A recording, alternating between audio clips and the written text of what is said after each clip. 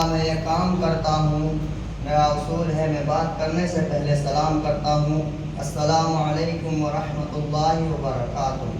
وعلیکم السلام۔ نحمده ونصلي على رسوله الكريم، اما بعد فاعوذ باللہ من الشیطان الرجیم، بسم اللہ الرحمن الرحیم۔ ذلك الكتاب لا ريب فيه هدى للمتقين، وقال النبي صلى الله عليه وسلم خيركم من تعلم القرآن وعلمه۔ الہی رونق اسلام کے سامان پیدا کر، الہی رونق اسلام کے سامان پیدا کر، دلوں میں مومنوں کے الفت قرآن پیدا کر۔ صدر محترم اور اسٹیج پر رونق افروز، حاضرین جلسہ، آج کی اس محفل میں اور آج کے اس مبارک اجلاس میں میرا موضوع سخن دنیا کی سب سے پاکیزہ اور مقدس کتاب قرآن پاک ہے۔ ہمیں چڑھتے سورج کی طرح یقین ہے کہ اس کا ایک ایک حرف سچا اور صادق ہے۔ وہ قرآن پاک جس کی زبان مقدس، بیان مقدس اور جو فصاحت و بلاغت کا ٹھاٹے مارتا سمندر ہے، جس کے متعلق ارشاد ربانی ہے۔ قرآن وہ کتاب ہے جس کے صادق اور برحق ہونے میں کوئی شک و شبہ نہیں، اور جس کے بارے میں محسن انسانیت حضور پاک صلی اللہ علیہ وسلم نے ارشاد فرمایا، تم میں سب سے بہتر وہ شخص ہے جو قرآن کو سیکھے اور دوسروں کو سکھائے۔ دعا کیجئے کہ خداوند قدوس ہم سب کو قرآن پاک کی دولت سے مالا مال فرمائے، آمین۔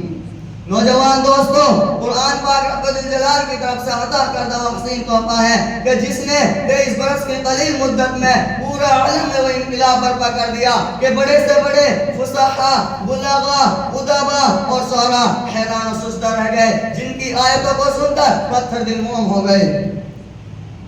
دوستو، یہی وہ قرآن ہے جس نے رہتی دنیا تک کے انسانوں کے لیے سراپا ہدایت و رحمت ہے۔ یہی وہ قرآن ہے جس نے رسول کی رسالت کو اعجاز بخشا۔ یہی وہ قرآن ہے جس نے بس مردہ قلوب کو تازگی بخشی۔ ہاں، یہ وہی قرآن ہے جس کی برکت سے جنت و شیاطین کا آسمانوں پر جانا بند ہوا۔ یہی وہ قرآن ہے جس کی بدولت محبوب حقیقی کی رضا نصیب ہوتی ہے۔ یہی وہ قرآن ہے جس کی بدولت عمر فاروق رضی اللہ عنہ کو ایمان نصیب ہوا۔ یہی وہ قرآن ہے جس کی عزت اور عفت کے شانیاں گڑ گئی۔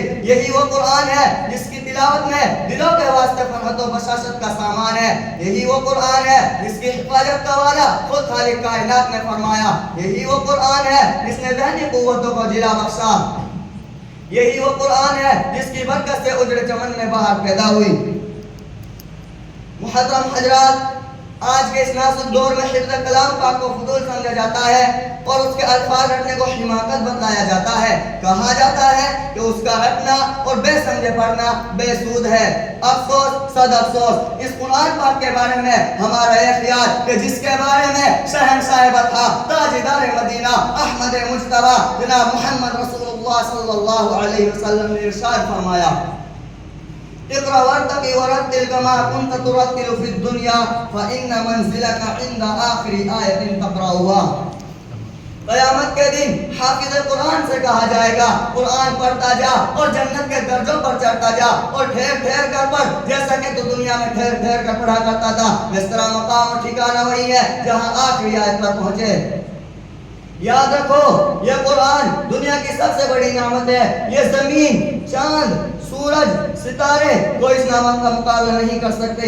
یہ قرآن رب کائنات کا مقدس اور عظیم کلام ہے، اور کیوں نہ ہو جبکہ اس کا اتارنے والا امین، جس کے ذریعے اتارا گیا وہ بھی امین، جس مقام پر نازل ہوا وہ بھی امین، جس مہینے میں نازل ہوا وہ تمام مہینوں سے افضل، اور جس رات میں نازل ہوا وہ 1000 مہینوں سے بہتر ہے۔ اللہ کا مقدس اور پاکیزہ کلام تمام کلاموں سے افضل و برتر ہے۔ حدیث پاک میں آتا ہے، فضل کلام اللہ علی سائر الکلام کا فضل اللہ علی خلقہ۔